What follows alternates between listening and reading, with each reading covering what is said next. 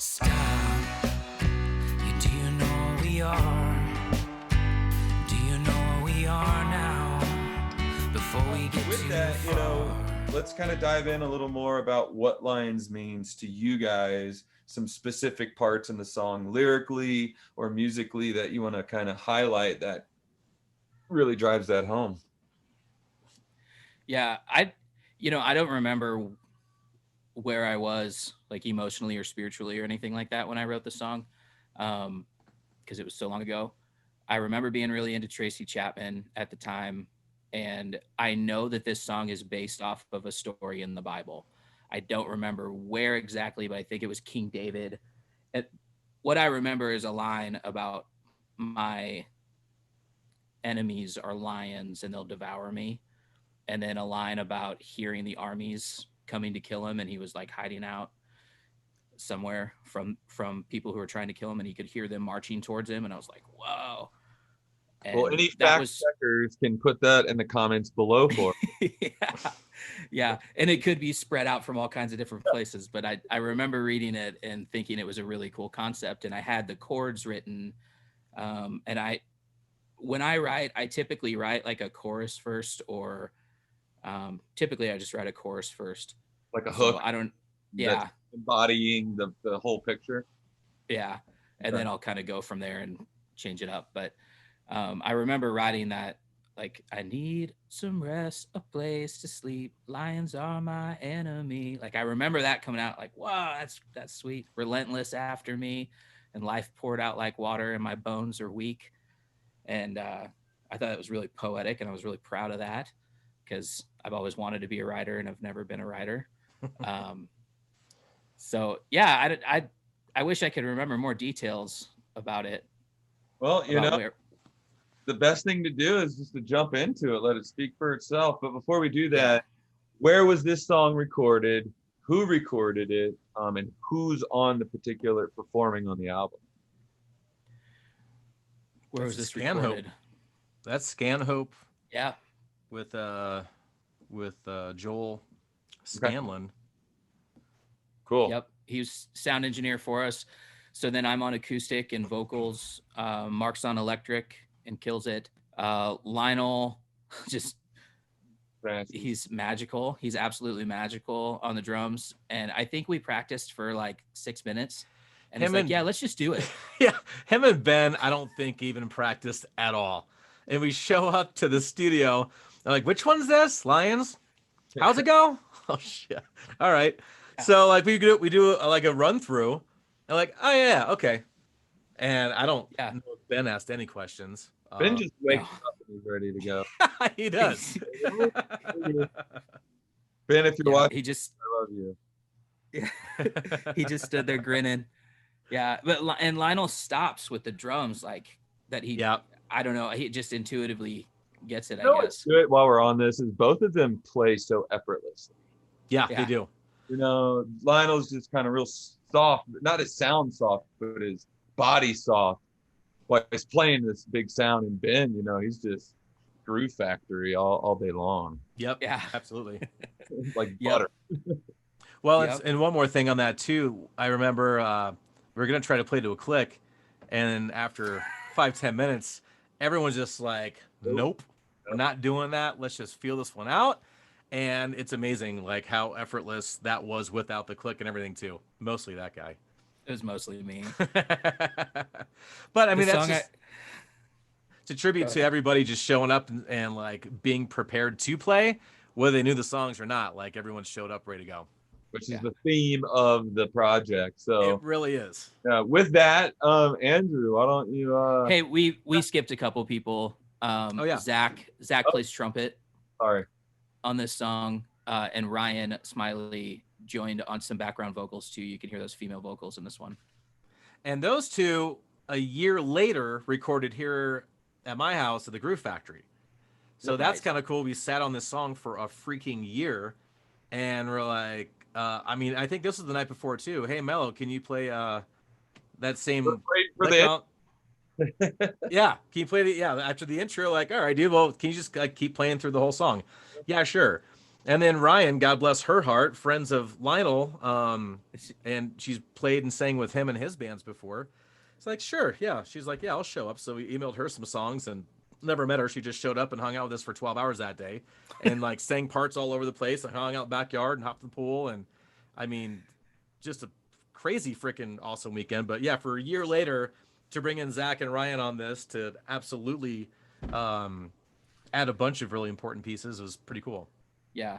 And that was the whole project, was just bringing people in who could add something to it. And everybody had a great attitude and was just loving and wanted to share and have fun. It was great. And you made a great point. We recorded this in like June of 2018.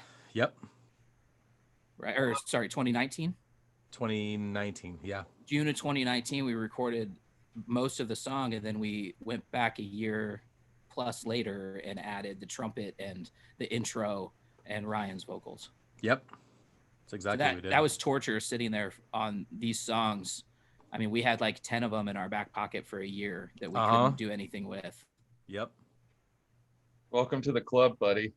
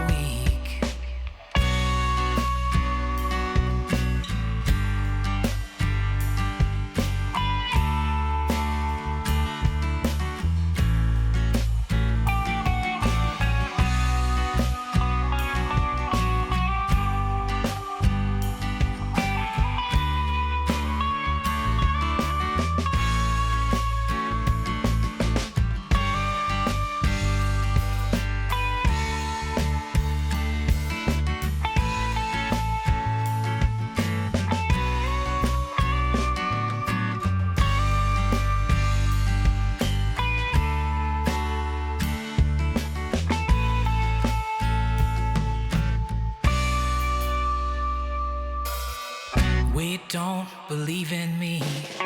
Can't you see I'm half asleep? I sip the poison you're giving to me. I'm weak, I've crumbled beneath. I knew that you lied to me. My own pride has beaten me. Now it's cold, dark, and rain is falling. Earth shakes beneath my feet. From hell's army back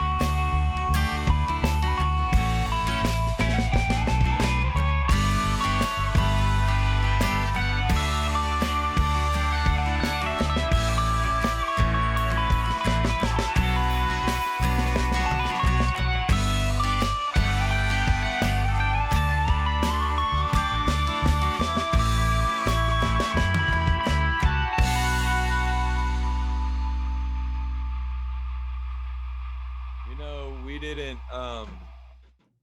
we skipped right over this, Mark, but dude, I mean, I know the hunt you've gone on for tone. Oh yeah. So Yeah. 18 months prior to this, and it showed up, you know, like, or even 2-3 years before this, and the solo is so clean, it's just so tasty. Like tone of it, the note choice, everything. Like, good job. Appreciate that, man. Yeah. You've been a huge factor in my note finding and my tone finding. You and Too Fat, you guys have been incredible teachers, and I've been bending your guys' ears and bugging the hell out of you and going through 40 pedals to get to the 15 that I have, and the guitar and the amp and the whole setup and the rig. Yeah, no, I appreciate that. It's awesome. Happy to be doing all of this shit. A fun little fact of that song, real quick, too, is when I went back in the studio for some final mixing with Drew Dugan, who should get some props to at KMG. It was pretty cool sitting there doing final mixing, and I'm like, you know, I really wish we would have put some trumpet on the very end of Lions, and I'm like, hey, you know, we didn't do it to a click, so it's not easy to do that. But to the prior compliment about Lionel keeping the meter and keeping us on track throughout the whole song, if you listen back to that song, you'll hear Zach Mello's trumpet on the first chorus. And then his second chorus, he goes high end on the trumpet. So just listening to it, I'm like, can we just drag both of those and just harmonize them at the very end? And because the very end of the solo is the same amount of time as a chorus. Mm-hmm. And I can't believe it happened, but we just copied, pasted, copy, pasted. And there was very little nudging that we had to do. There was like 2 bumps and like 1 bump or something. But cool. It was pretty incredible to be able to pull that off in the studio. Hey man, studio, that's where you learn all that stuff. And yeah. Patient, and you know, hey, we got it here, and can we use it in other places? Yeah, comping. Yeah. You know, what a crazy idea in the digital age to comp and not cut tape. And yeah, right. All right, man.